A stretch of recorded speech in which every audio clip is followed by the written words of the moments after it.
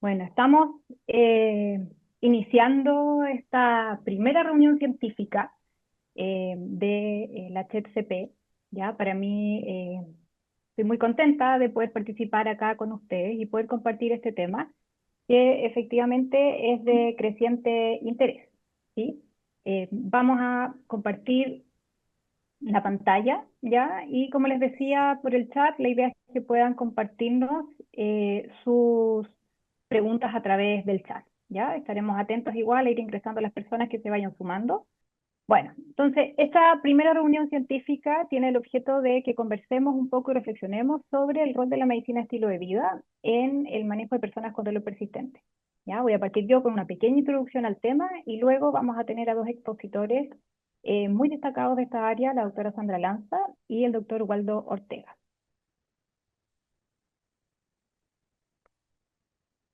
El programa en general viene un poco así, con esta pequeña introducción, y luego dos temas como para dejar un poco sembrada estas semillas, ¿cierto?, de cómo la medicina estilo de vida nos puede apoyar en la desprescripción de medicamentos y del el manejo en general global, y también cómo nos puede servir para nuestro propio autocuidado. Este perfil del dolor crónico en Chile, yo creo que ya lo hemos visto en distintas presentaciones, esto es solamente para entregar el contexto y resumirlo un poco de que efectivamente es una enfermedad que tiene una alta prevalencia en nuestro país, desde un 32.1, 34.7 según el estudio que revisemos. Es una enfermedad que aumenta con la edad y es más frecuente en mujeres, también es más frecuente en personas laboralmente activas, entonces eso de todas maneras nos genera un impacto en cómo está el nivel de productividad también del país, ¿cierto? Pero más frecuente y más severo en personas con dos o más comorbilidades, entonces es muy difícil que encontremos eventualmente una persona que solamente tenga dolor persistente, o es menos frecuente que sea una patología como aislada, sino que vamos a tener a esta persona con efectivamente más de alguna comorbilidad, como diabetes, como hipertensión, como obesidad, ¿no es cierto?, sedentarismo y así sucesivamente. Genera discapacidad e impacto en calidad de vida, eso no tenemos duda, ¿no es cierto?, en ese sentido, y por supuesto que al ser un dolor ya crónico, ¿no es cierto?, y que lleve mucho más tiempo, va a influir en que pueda generarse impacto en el rol, incluso en la sociedad que tiene esta persona. Y por supuesto el impacto en gasto, ¿sí? O sea, sabemos que es un problema de salud pública, que hay impacto en licencias médicas, en consultas de distintas especialidades, de hospitalizaciones, de tratamientos farmacológicos, de procedimientos, de cirugías, de exámenes, como para tratar de ir buscando un poco la causa. Entonces, de que estamos frente a un problema que es global y que todos los profesionales de la salud finalmente estamos insertos, veamos o no veamos dolor, es algo que ya tenemos que tenerlo dentro de nuestras alertas. Lo voy a conectar, no tengo batería. Permiso. ¿Qué le debemos a los pacientes con dolor? Quise partir con esto solamente para llevarlos un poco a la reflexión. Esta es una... Espérame. Delia, parece que estás con tu micrófono, porfa. Eh, ¿Qué es lo que le debemos a los pacientes con dolor persistente? En general, esta es una reflexión que lo hace una editorial, un psiquiatra, ¿no es cierto? Y concluye, luego de hacer distintas preguntas en función de, en su experiencia, qué cosas uno podría aportar como profesional que ve personas con dolor, concluye que lo que le debemos es retomar que puedan ser protagonistas de sus vidas. ¿Sí? O sea, que no solamente nosotros manejemos en cuanto a la intensidad del dolor, o sea, si mi tratamiento farmacológico, el procedimiento o tratamiento no farmacológico ayuda a disminuir la intensidad, sino a mejorar su salud a nivel global, a mejorar la capacidad que tiene de ser protagonista de sus vidas, de poder retomar la vida, retomar el trabajo, el rol en la sociedad. Finalmente, ese es el objetivo final, ¿cierto? Si nosotros podemos ayudarlo a mejorar esa funcionalidad con los distintos tratamientos que existen disponibles, actualmente lo estemos haciendo bien ahora o más o menos o según las encuestas de satisfacción, no tan bien en función a cómo se sienten las personas con dolor persistente. Ahí es un poco la idea de esta reunión, de poder reflexionar en que podemos sumar otras estrategias, otra mirada que pueda involucrar este manejo más bien integral, ¿ya? Entonces, ¿por qué deberíamos sumar la medicina estilo de vida al manejo del dolor? Bueno, aquí algunos argumentos, ¿sí? Como les decía, no tenemos a pacientes que sean solamente de dolor, ¿sí? Y que no tengan habitualmente alguna otra comorbilidad. Sedentarismo, un 86,7% de la población nacional, según la última encuesta nacional de salud, lo tiene, entonces es difícil que no encontremos a personas sedentarias y que vengan a consultarlos eventualmente por algún dolor. El consumo riesgoso de alcohol también está presente, el estado nutricional, sabemos que en eso también tenemos una alta prevalencia de sobrepeso y de obesidad, y además el hábito tabáquico, ¿ya? Esto pensando como en los hábitos quizás que puedan ser más frecuentes y que encontremos en la población. Para el manejo de personas con dolor, los que trabajamos en esta área sabemos que el enfoque va en estos 6 puntos en principal. Puede que alguno se me haya quedado fuera, así que ahí lo podemos discutir, pero en una atención centrada en la persona, ¿cierto? El tratamiento debe ser individualizado. Si bien tenemos protocolos, esos protocolos los tenemos que bajar a la realidad que tiene esa persona en particular. El enfoque debe ser biopsicosocial, o sea, no podemos centrarnos solamente en la lesión, eso también ya está como fuera, ¿cierto? De decir, trato el hueso, trato el área lesionada y eso solamente es mi área, o sea, esa mano, ese tobillo está dentro de una persona, ¿cierto? Aunque suene un poco ridículo, pero efectivamente debemos salir de ese enfoque y enfrentarnos a que estamos frente a una persona que tiene toda una realidad y que necesita este enfoque biopsicosocial. El trabajo en equipo interdisciplinario es fundamental. Las distintas áreas, los distintos profesionales de la salud, las distintas especialidades médicas, todos somos complementarios y estamos trabajando en función de el objetivo que se plantee o el plan de tratamiento consensuado con esa persona en particular.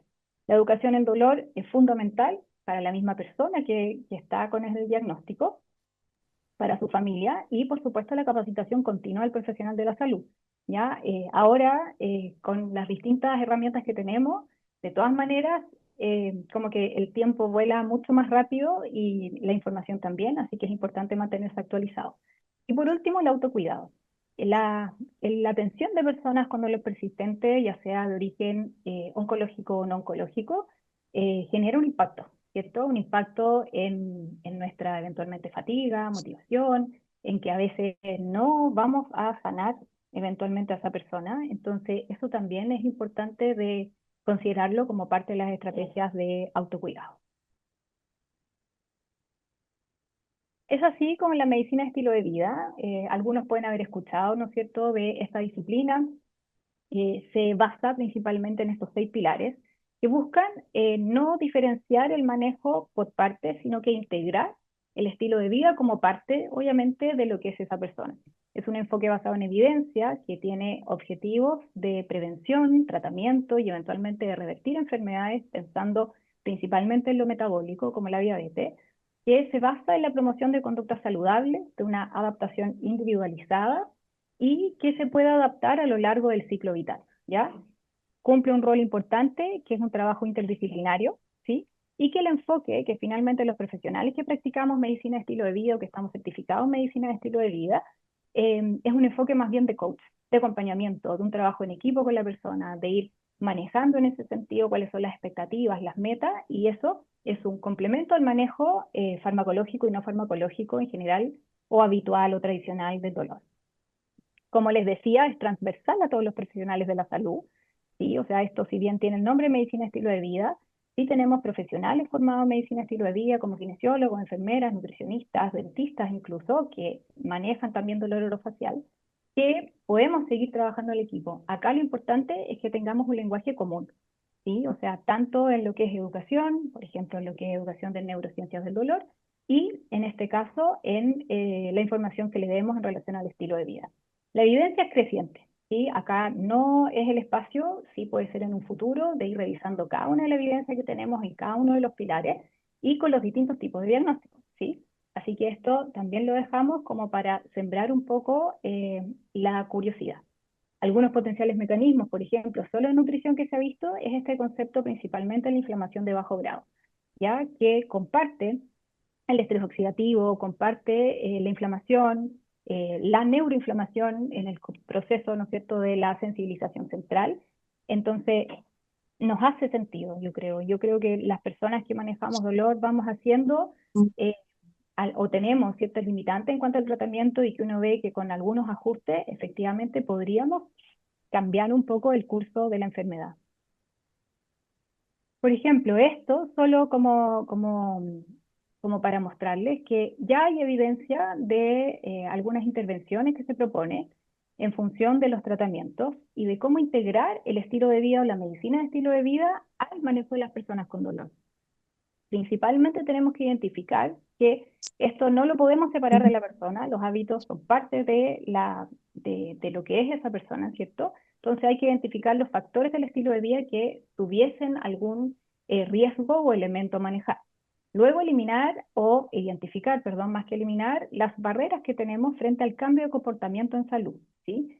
Esto es súper importante porque también requiere una formación. Si eventualmente uno no tiene aún la formación en medicina estilo de vida, ¿no es cierto? Se puede complementar con el equipo, con apoyo de parte del equipo de salud mental, por ejemplo.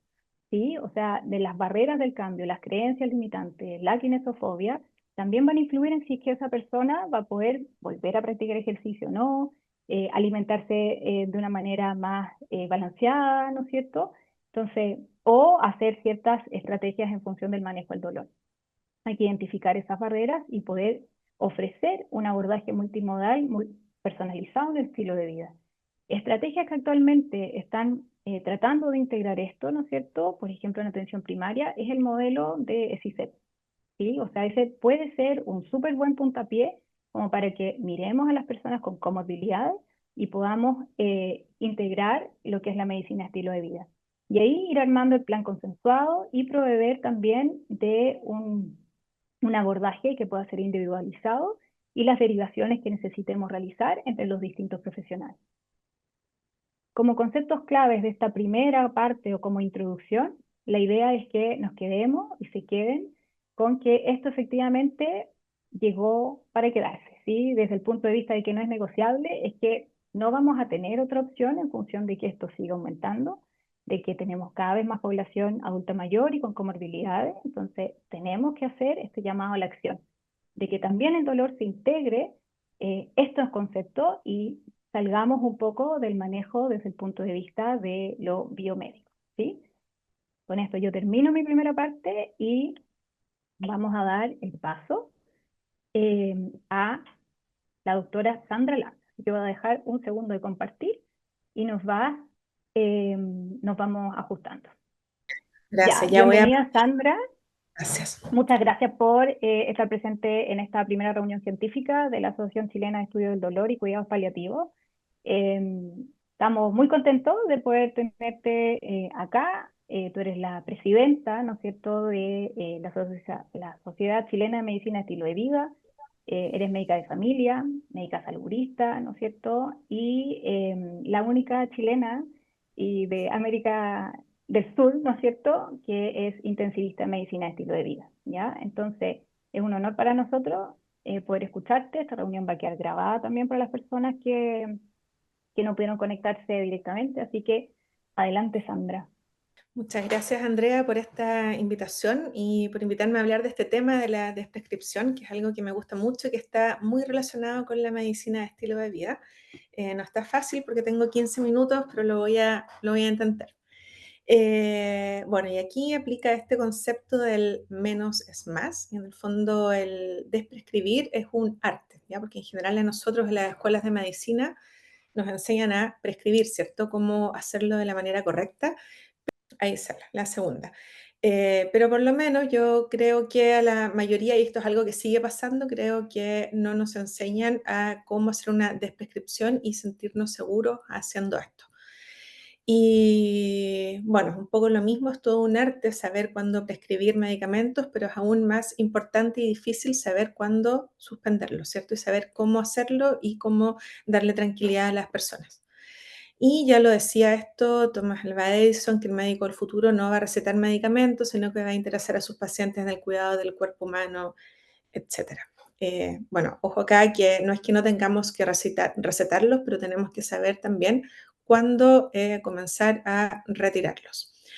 Y nos pasa que es un desafío difícil el desprescribir porque vivimos en este mundo que es una sociedad paliativa en que tenemos una fobia al dolor, ¿cierto? En que tendemos como a rechazar todo aquello que nos puede incomodar desde ya sea sufrimiento físico, malestar emocional, etcétera, y como que hemos perdido un poco la capacidad de afrontar dolor, ¿cierto? Recurrimos excesivamente a medicamentos o terapias, discursos motivacionales, lo que sea, en el fondo, con el fin de evitar tristeza, ansiedad, frustración o dolor. Entonces esto hace más difícil este proceso. Si es nuestra decisión ponernos en esta fila como del estilo de vida o en el uso de medicamentos u otros procedimientos, en parte sí, pero en parte vemos que estamos bombardeados todo el día por mucha publicidad, mucho marketing que nos ofrece soluciones que son mágicas, milagrosas, no solo para el dolor, sino para muchas otras cosas, pero ahora estamos hablando de dolor. Y lo que está detrás sabemos que es la industria farmacológica. ¿Qué pasa con esto? ¿Cuál es el riesgo? Tenemos la polifarmacia, ¿cierto? Que es el uso simultáneo de múltiples medicamentos, 5 o más. El 40% de los adultos está con polifarmacia y esto tiene riesgos.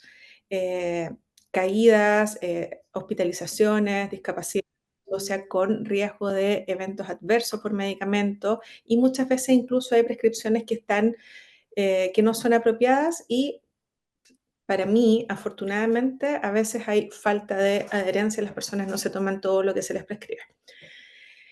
Respecto a las interacciones farmacológicas, yo puedo como asegurar que la mayoría de nosotros no las conocemos todas. Los medicamentos interactúan entre ellos, interactúan con alimentos, interactúan con hierbas, con infusiones, con alcohol, con drogas y muchas veces prescribimos muchos medicamentos sin siquiera tener muy claro cuáles pueden ser estas interacciones y con muchísimos riesgos.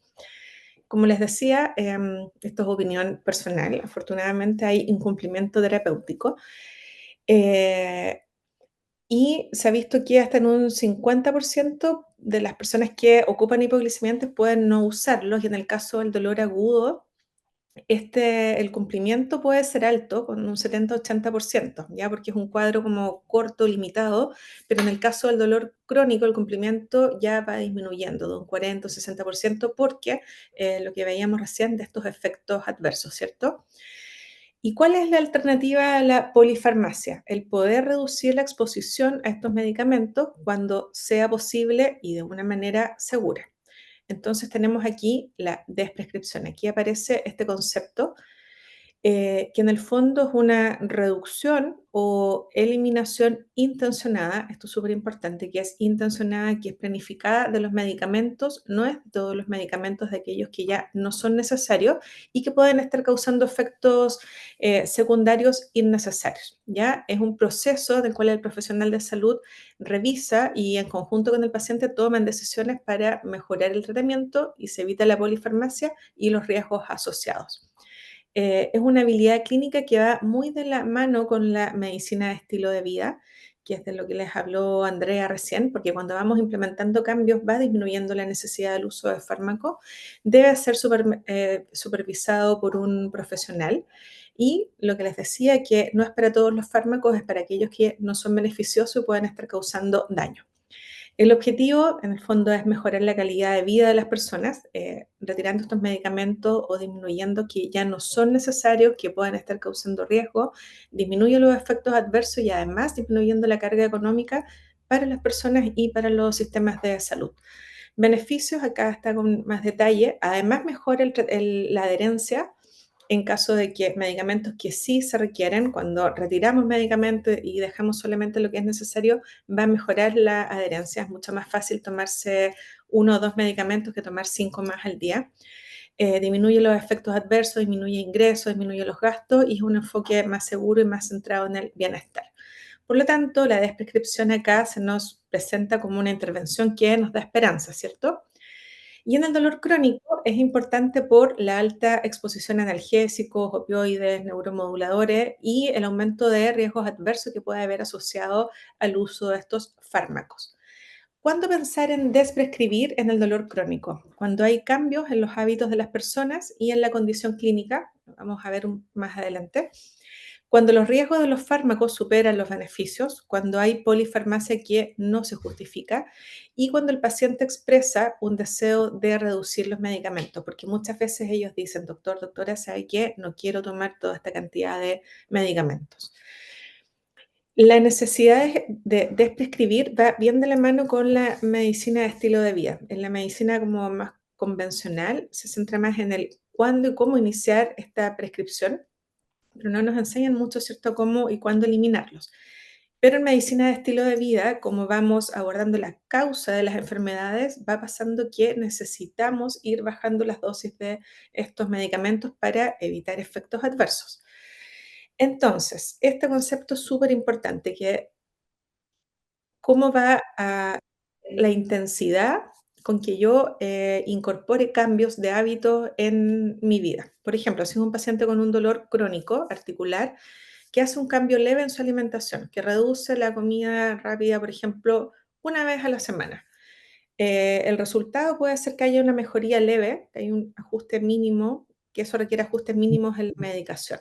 Pero si esta persona hace un cambio intensivo, que adopta una alimentación antiinflamatoria basada en plantas integral 100% u 80%, durante 30 días o más, puede ser que eso sí requiera o que eso sí signifique la posibilidad de disminuir o retirar analgésicos. Por lo tanto, los cambios de intensidad de estilo de vida van a definir este ritmo y la posibilidad en que tenemos de hacer esta desprescripción. Entonces, además, cada vez se reconoce que la desprescripción es una parte esencial de la prescripción, por lo tanto, es parte del acto médico que cuando prescribimos un medicamento debiésemos informarla al paciente. Son muy pocos los medicamentos que son para siempre, ¿ya? Siempre está la posibilidad de poder disminuir las dosis o poder ir retirándolos y esto hay que informarlo al inicio. Hay barreras, falta de evidencia y directrices porque la mayoría de las investigaciones son observacionales, retrospectivas y la mayoría de estos estudios se han hecho en relación a polifarmacia, eventos adversos o pacientes mayores, muy poco en relación a medicina estilo de vida específicamente.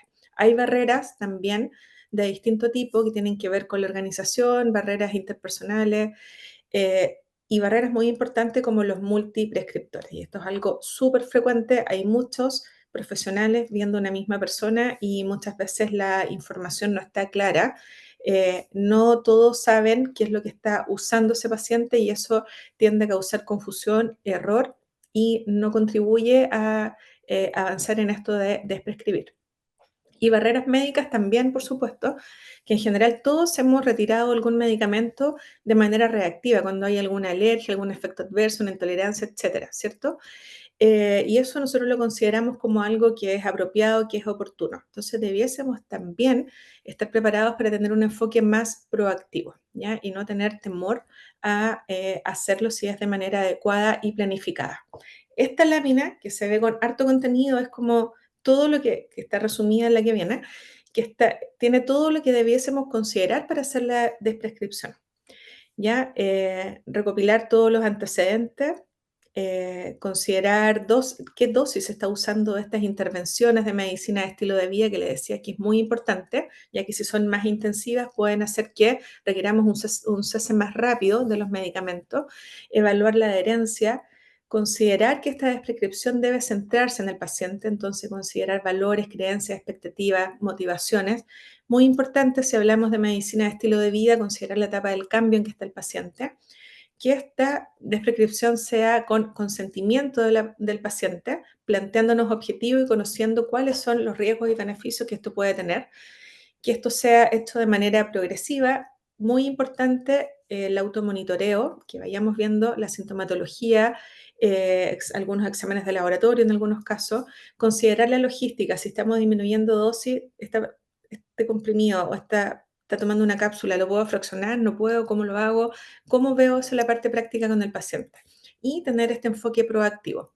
En resumen, para hacer una desprescripción segura, evaluar la historia, efectos adversos, cuál es la real adherencia, planificar para hacer un retiro gradual que sea consensuado y con monitoreo, el automonitoreo va a ser clave, centrado en el paciente, considerar los valores, los miedos, si tiene red de apoyo, Integrar el automonitoreo, por ejemplo, escalas de dolor percibido, actividades de la vida diaria y la importancia de comunicar, de informar, explicar que esto es una parte activa del tratamiento y que no estoy haciendo un abandono de los cuidados de esta persona. ¿Qué puedo hacer en la consulta como para partir? Saber si el paciente quiere o desea hacer algún cambio en su estilo de vida y si es así, es posible informarle que es posible que requiera disminuir o eliminar los medicamentos más adelante. Eh, Intentar eliminar la necesidad del uso de los fármacos a través de las intervenciones en medicina de estilo de vida. Puedo partir sustituyendo tal vez por otro que tenga menos efectos adversos, ir disminuyendo dosis hasta equilibrar beneficio con eventos adversos, usar combinaciones tal vez cuyo riesgo sea menor. Y si no hay alternativa, siempre informar sobre los efectos adversos al paciente. Siempre informar. Ya hay veces que no vamos a poder desprescribir y que sí necesitamos mantener informado a nuestro paciente. Y en caso de polifarmacia, considerar siempre la desprescripción como una alternativa y disminuir interacciones. Para terminar, desprescribir debiese ser parte de un buen acto médico, no considerarlo como un acto de omisión. La medicina de estilo de vida no solo complementa, sino que habilita la desprescripción de manera segura y el objetivo final va a ser siempre mejorar la calidad de vida, no solo el control de los síntomas. Muchas gracias y bueno, recordarles que como siempre que están todos invitados a ser parte de nuestra Sociedad Chilena de Medicina de Estilo de Vida, que incluye a profesionales no solo médicos, médicos y profesionales no médicos, así que están todos invitados a ser parte. Muchas gracias. Muchas gracias, Sandra, por mostrarnos de forma tan gráfica, ¿no es cierto?, esto que efectivamente debería ser parte de nuestra práctica clínica. Vamos súper bien en el horario, así que felicitaciones. ¿Ya? Vamos a continuar con el doctor Waldo Ortega, así que bienvenido, Waldo. El doctor Ortega es médico de familia, también es profesional certificado en medicina de estilo de vida, es jefe de la unidad de salud basada en el valor de la Clínica Alemana de Santiago y es director del diplomado de medicina de estilo de vida de la Universidad del Desarrollo, ¿ya? Del cual también la doctora Lanza forma parte del equipo director. Así que adelante, Waldo, bienvenido y muchas gracias por aceptar esta invitación. Muchas gracias por la invitación, Andrea. Quiero chequear si se escucha bien. ¿Se escucha bien? Súper. Traigo esta imagen porque quiero que la guarden en la retina para los que estén con computador o teléfono. En algún momento de la sesión los voy a invitar a participar en el chat o de otra forma, porque estos 15 minutos pretende ser un regalo para ustedes. Y vamos a hablar de medicina del estilo de vida como una estrategia para el autocuidado de profesionales de la salud.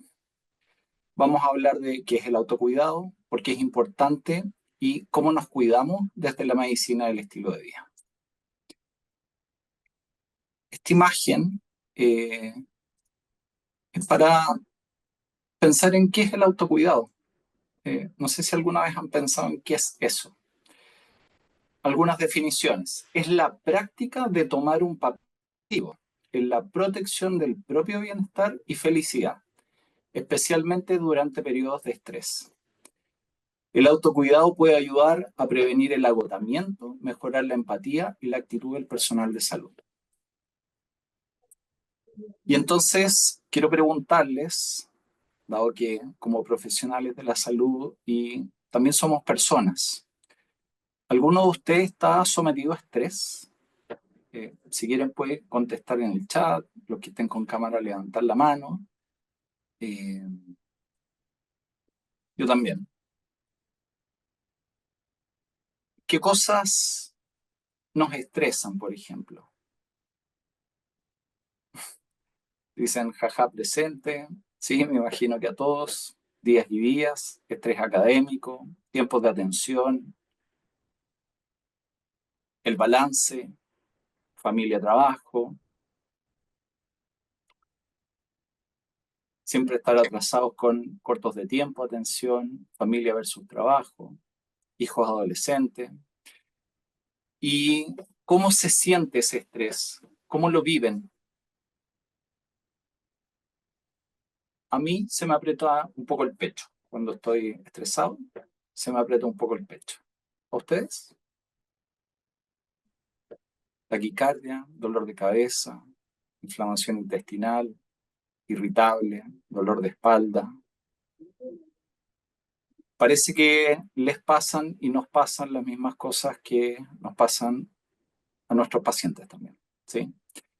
Así que esto es parte del día a día y quiero traer algunos conceptos y es que cuando estamos sometidos a estrés, eventos vitales importantes, aparece la percepción de que estamos bajo amenaza o no amenaza, nuestro estado de vigilancia, ¿cierto? Nuestro cerebro reacciona acorde a nuestras propias eh, particularidades como personas, hay un comportamiento y hay una respuesta fisiológica. Traigo acá el concepto de alostasis, que no sé si lo conocen, y que tiene que ver con la capacidad que tiene de adaptación el cuerpo frente a estos eventos estresores. El cuerpo tiende a anticiparse y se ajusta activamente a los desafíos. ¿Por qué?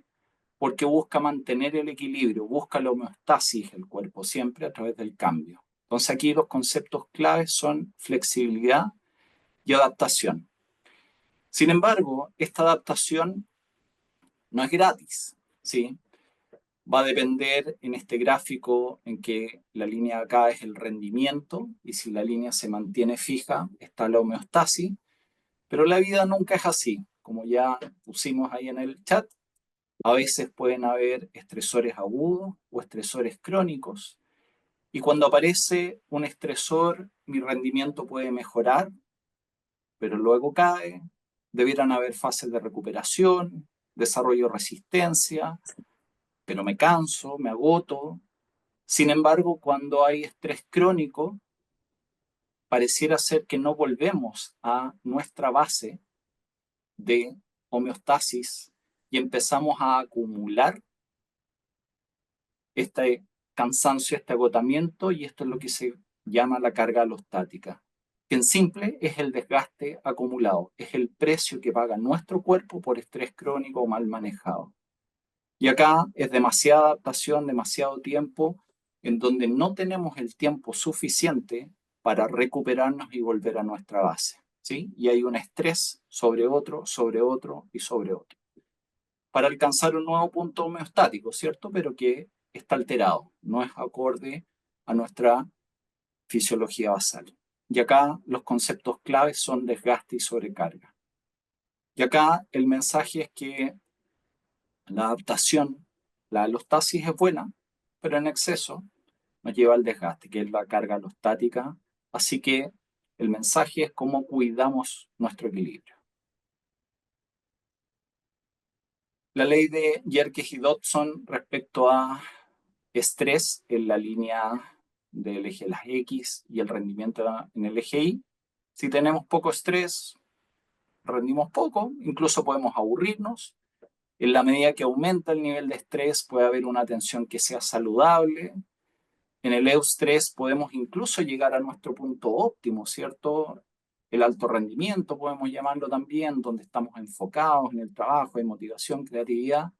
Pero todos sabemos que si eso se mantiene en el tiempo, aparece el distrés y la cronicidad, pudiendo llegar incluso al burnout, ansiedad, depresión o cuadros clínicos más graves. Entonces la pregunta es cómo nos mantenemos tal vez en este punto óptimo en donde podemos manejar las cargas de estrés y estar volviendo idealmente a esta zona, ¿sí? Algunos lo llaman la zona dorada y siempre vuelve a través de reguladores, ¿sí? Y cómo estamos mirando siempre el poder estar en esta zona de eustrés. Burnout o síndrome de desgaste profesional, voy a mencionarlo brevemente porque me imagino que es parte de lo que ya manejan y conocen. Simplemente recordar que es un síndrome psicológico que surge como respuesta a estresores crónicos en el trabajo. Y acá hay consecuencias que son importantes desde el punto de vista personal, como ruptura de relaciones, abuso de sustancias y alcohol, depresión u otros trastornos de salud mental, suicidio, por ejemplo. Y también tiene impacto importante desde el punto de vista profesional, en donde sabemos que hay mayor recambio o rotación de personas, hay disminución en la productividad, hay disminución en la satisfacción de los pacientes porque nuestra preocupación y nuestra atención cambia, y finalmente la calidad del cuidado y el aumento de los errores médicos está presente. Brevemente, para recordar que los tres componentes del burnout es el agotamiento emocional, la baja realización personal y la despersonalización. Cuando lo miramos en Chile, hay varios estudios, les dejo algunos acá por si quieren revisarlo, pero hay distintas estadísticas, estos son prepandemia, desde mediciones de un 25% hasta cerca del 90%. Esto medido con la escala de Maslow. Y en una mirada más amplia de cómo tener aproximaciones desde un punto de vista organizacional al bienestar clínico, dejo hasta acá pensando en que hay una parte que es personal, que es de la que vamos a hablar hoy día. Sin embargo, no quiero dejar de lado la relevancia que tiene desde la mirada de determinantes sociales, el contexto donde estamos, vale decir, la cultura organizacional, el trabajo y la eficiencia de la práctica, ¿sí? Y dentro de la resiliencia personal está el autocuidado, la autocompasión, el significado del trabajo, la integración, trabajo-familia, el soporte social y la flexibilidad cognitiva. Todos estos elementos, como ven, están incorporados dentro de la medicina del estilo de vida. Sin embargo, traigo este dibujo porque, si bien es cierto, hay una responsabilidad respecto a nuestro bienestar, no olvidar que estamos siempre en un contexto y que también mirar el contexto y cómo hacer ajustes en el contexto también puede tener un impacto importante en nuestro bienestar. Esta mirada de cómo ha ido cambiando, la mirada hacia el profesional parte en la primera época respecto a características del profesional y desde tener casi cualidades de Dios, la perfección sin límite en el trabajo, autocuidado, aislamiento, desempeño, a una etapa intermedia en donde habían cualidades de héroe, el bienestar, lograr el balance, trabajo-vida, resiliencia, conexión, donde aparece la frustración también. Y probablemente hoy día las temáticas que estamos escuchando, las áreas hacia donde hay que trabajar, tienen cualidades de ser humano, los valores, las fortalezas, la vulnerabilidad y la mentalidad de crecimiento, la integración entre el trabajo y la vida, no solo el balance, la autocompasión, el espacio de comunidad, significado y propósito. ¿Sí? Les dejo esto porque creo que son palabras que escuchamos, conceptos que aparecen y cómo podemos llevarlos y también mirar cuán cerca o cuán lejos estamos de ellos. Y en particular, las personas que se dedican a trabajar con el dolor. Yo tuve, cuando era general de zona, a cargo durante 4 años del cuidado de pacientes en fin de vida. Y cuando cuidamos a otros, nuestro espíritu es acompañar, estar, sobre todo si es que son esos últimos momentos. Y también acompañamos en procesos de cambio que ocurren en otras personas según sus propias decisiones. Y esta imagen, ¿qué les recuerda? ¿Qué dirían que es? Les doy una pista. Eh, Se trata de algo que nos dicen habitualmente en casa, o a los doctores, o a los clínicos. ¿Les suena? Por el chat. Eso, casa de herrero, cuchillo de palo, ¿cierto? Y es que una vez escuché eh, esta frase que me hizo tanto sentido, y es que no podemos entregar a otros algo que no tenemos, o al menos es más difícil y con altos costos personales.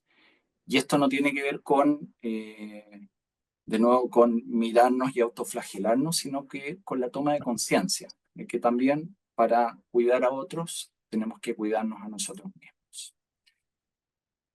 Y quiero preguntarles cuáles son las primeras ramas que salen del corazón, en particular de la aorta. Me gustaría leerlos en el chat. ¿Cuáles son las primeras ramas? ¿A dónde abastece en primera instancia el corazón?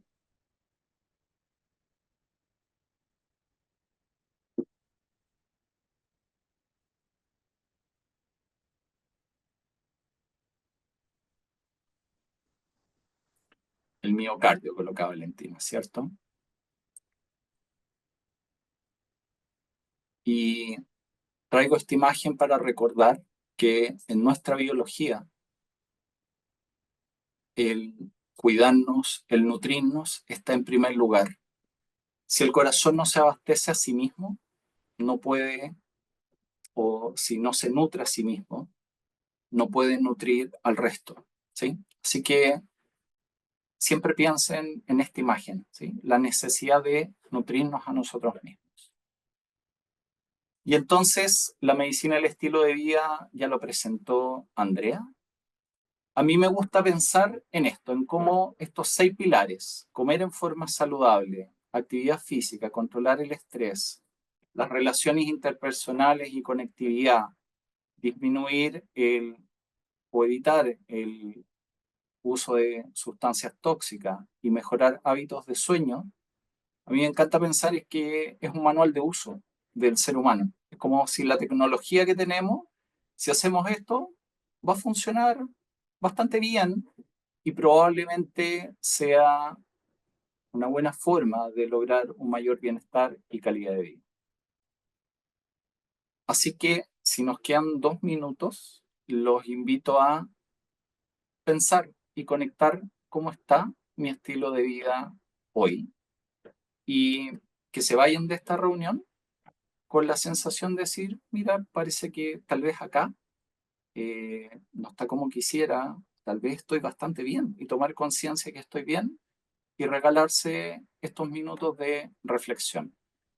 Así que los invito a escanear el Menti o a ingresar el código y que miremos cómo está la audiencia de hoy día.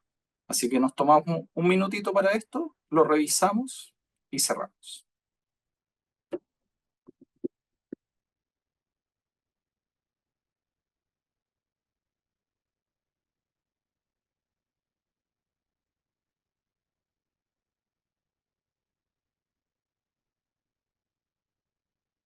El puntaje va de 1 a 10, siendo 1 muy mal, 10 excelente, acorde a su propia percepción.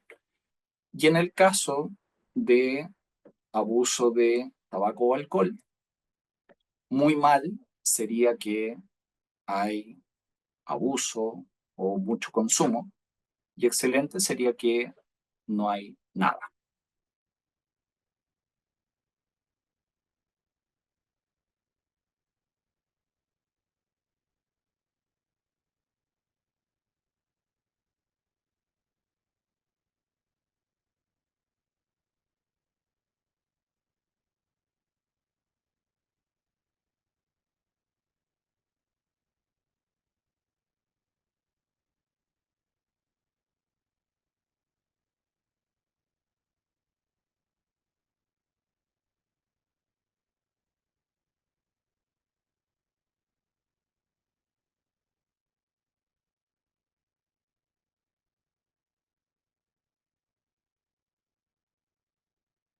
Bueno, mientras van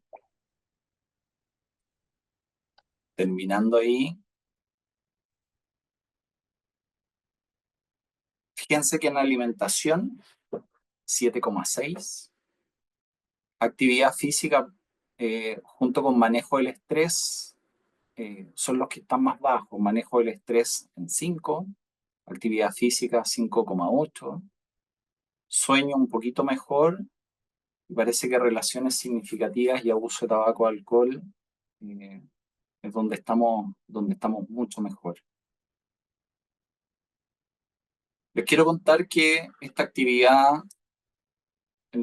he tenido la oportunidad de hacerla varias veces en distintos espacios profesionales y es bastante habitual que manejo de estrés y actividad física sean los más bajos y ya sabemos la relación que tienen entre ellos, ¿sí? Así que se los voy a mandar después a Andrea para que puedan terminar de contestar, para que lo tengan y creo que es parte de lo que puede servir también en espacios de trabajo como sociedad, ¿sí? ¿Qué herramientas, y hacernos la pregunta, qué herramientas estamos teniendo en el manejo de estrés o en la actividad física?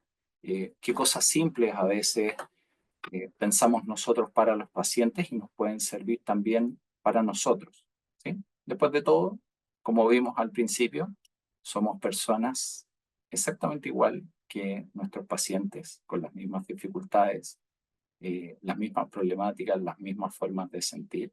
Así que esta es una invitación, provocación amable y compasiva también para la autoconciencia y tomar una pequeña acción y tal vez decir qué pequeña acción podría ser, que tal vez, por ejemplo, un espacio de respiración, 5 minutos al partir del día o a mitad de mañana, ya es una práctica que me puede ayudar.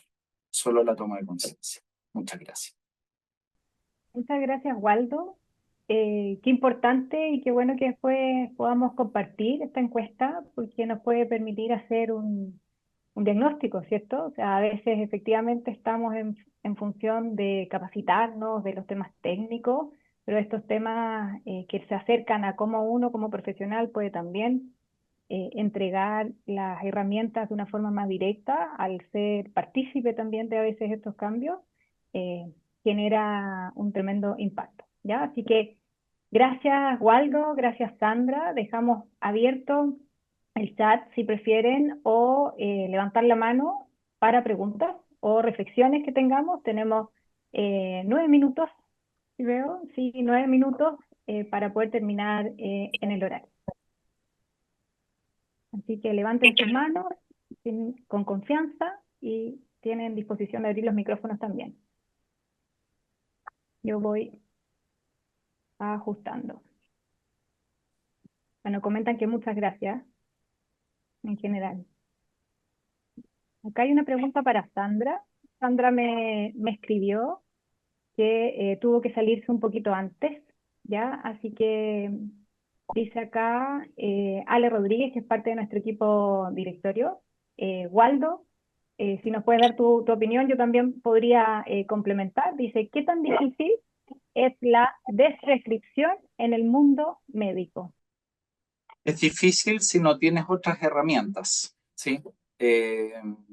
Yo creo que esa es la respuesta más simple, porque finalmente lo que empieza a ocurrir es que si es que uno empieza a instalar o a utilizar otras herramientas, por ejemplo, yo veo muchos pacientes con salud mental que muchas veces llegan usando antidepresivos y ansiolíticos, y una de las primeras cosas que hago es cómo implementamos cambios de estilos de vida y desescalar primero los ansiolíticos hasta que hay fases de recuperación. Entonces, mi respuesta más rápida es que si tienes otras herramientas, es fácil y los pacientes lo agradecen bastante.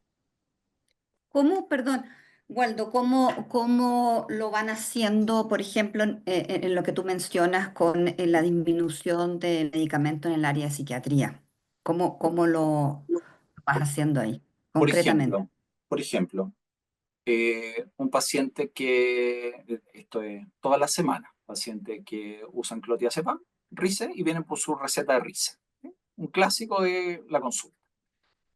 Y entonces chequeo y, por ejemplo, están durmiendo mal. Entonces, si duermen poco, y les explico, hago un proceso de psicoeducación, eso es súper importante, actividad física y chequeo alimentos. Y veo por dónde es más fácil entrar y en conjunto con el paciente, elijo un área.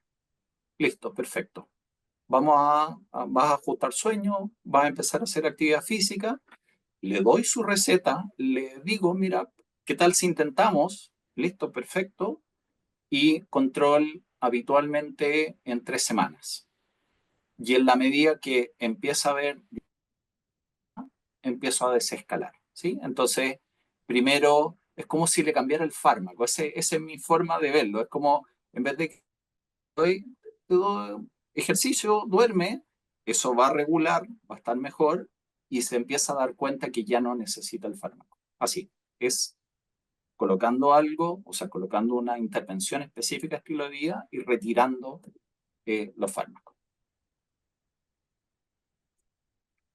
Perdón, tú eres psicóloga, Alejandra. Por ejemplo, Psicóloga, también sí. en general con el equipo de psicología lo hacemos así, y entonces como funcionamos con un mismo modelo mental, eh, va a las sesiones y la psicóloga le dice lo mismo, y entonces chequea y va haciendo ajustes, y cuando vuelve y cómo te fue, y entonces empieza a escuchar un discurso consistente y se empieza a dar cuenta y lo empieza a vivir, ¿sí? Y otra cosa súper importante es decirle, pruébalo y ve cómo te funciona y anda chequeando los pequeños cambios que hay. Y eso es clave, porque no es que yo le estoy diciendo, es que lo está probando. ¿Sí? Eso. Súper, muchas gracias. Concuerdo en general, el estar alineado con buscar, como dices tú, por dónde iniciar ciertos cambios y empezar a ir negociando también, ¿cierto? A veces hay pacientes que llevan mucho tiempo de tratamiento con fármacos de dolor, que les tiene un poco de susto el suspenderlo, me va a venir más dolor, voy a tener una crisis, ¿qué voy a hacer? No voy a poder trabajar. Entonces, ahí también el trabajar con las creencias limitantes que pueden estar en relación a eso, el apoyo efectivamente con el equipo salud mental es súper importante. Acá ponen otra pregunta, dice, ¿qué estrategias se pueden usar para acercar el concepto de prescripción a usuarios, sobre todo en adultos mayores? Waldo, ¿qué se te ocurre o Que qué para mí podrías es bien, comentar? para mí es bien parecido. ¿Ah? O sea, yo creo que yo me doy cuenta que hay un tema que tiene que ver mucho con la educación. Las personas habitualmente no hacen cosas porque no entienden, porque no saben.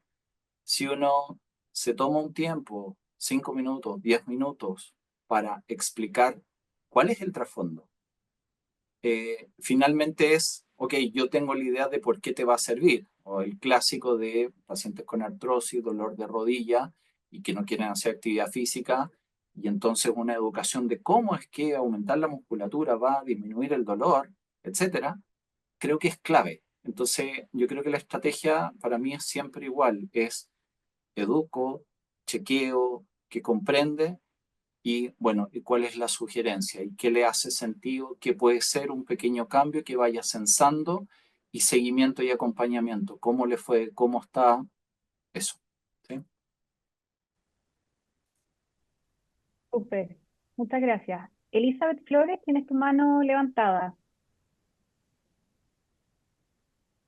Primero, dar las gracias por la charla y a modo de reflexión, tal vez es importante incluir de a poquitito los pilares de la MEP en el interrogatorio, en la anamnesis médica o de cualquier profesional clínico, porque cuando uno va incluyendo esto de las relaciones interpersonales o la alimentación, se va dando cuenta de que aparecen muchos conceptos que están erróneos o que efectivamente la persona, no sé, pues viene por un fármaco o tiene constipación, pero efectivamente no come nada de fruta, no toma nada de agua, está sentado todo el día, el uso de pantallas previo a dormir. Entonces, incorporar estos pilares de la MEP en el interrogatorio también aporta mucha información. Y ese puede ser también a modo de reflexión una de las formas de iniciar una desprescripción, conociendo el estilo de vida de la persona, que muchas veces creemos que uno le pregunta cómo comes bien, cómo duermes bien, y ahí nos quedamos, y están todas las otras cosas que igual influyen, y al conocerlas aparecen también estas ideas de a lo mejor incrementar, que por lo menos lo que yo hago, incorporar más legumbres, desmitificar los lunes de legumbres, y que a veces uno en el interrogatorio se da cuenta que no es los lunes, sino que es una vez al mes. El consumo de frutas, que está también muy mitificado, que son muchas, una ya es mucho y dos es multitud. Las verduras que no traspasan la de los colores verde claro, verde oscuro y así otras cosas que uno va conociendo con el interrogatorio. Eso. Súper. Muchas gracias, Elizabeth, y completamente de acuerdo. O sea, la MEV y esta dinámica, ¿no es cierto?, de estos 6 pilares, efectivamente, mientras uno más lo va practicando, incorporando, ya está totalmente dentro de la misma anamnesis, ¿no es cierto? La misma, los que vemos dolor, estamos seteados, ¿no es cierto?, en cómo es la historia del dolor, los mecanismos desencadenantes, tratamientos previos, ¿no es cierto?, que se hayan realizado. Pasa lo mismo con el estilo de vida. Debemos incluirlo, sumarlo, así como preguntamos alergias, preguntamos antecedentes quirúrgicos que pueden ser importantes, y ese es un poco el paso para poder llevar a la práctica. Tenemos un comentario que me gustaría leerles, que el doctor Lira dice: gracias por la presentación, muy buenas intervenciones, y quería aportar respecto a 2 conceptos que considero importantes: la curiosidad empática, de la doctora Jody Halper, médico-paciente, y el dolor narrativo, paciente. Un abrazo y felicitación. Así que con eso vamos cerrando ya esta primera reunión científica. Agradecemos a Waldo, agradecemos a Sandra por su participación. Esperamos que las siguientes reuniones científicas que les voy a mostrar, tenemos en mayo, a cargo va a estar de el área, ¿no es cierto?, de salud mental, principalmente espérenme aquí, ya quedamos, que se vea todo. La próxima reunión científica de mayo va a ser el 27 de mayo, ¿sí? También a las 7 de la tarde, y va a ser a cargo de nuestra directora de ACHET, de la Comisión de Psicología y de Salud Mental de Dolor, y se va a tratar de fibromialgia, ¿sí? Más allá de los síntomas, van a haber 2 expositoras destacadas, la doctora Vanessa Cantillano y la doctora Jessica Borenstein. Así que los invitamos, así como se inscribieron en esta reunión, en poder inscribirse al correo de contacto ACHET, donde Ángela cordialmente les va a mandar todas las directrices. Así que guardar esta fecha también.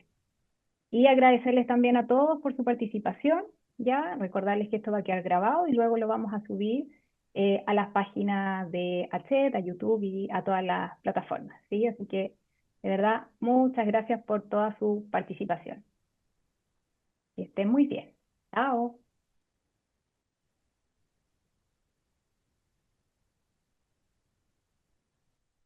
Chao, muchas gracias por la invitación. Que tengan muy buena noche. Igual. Gracias.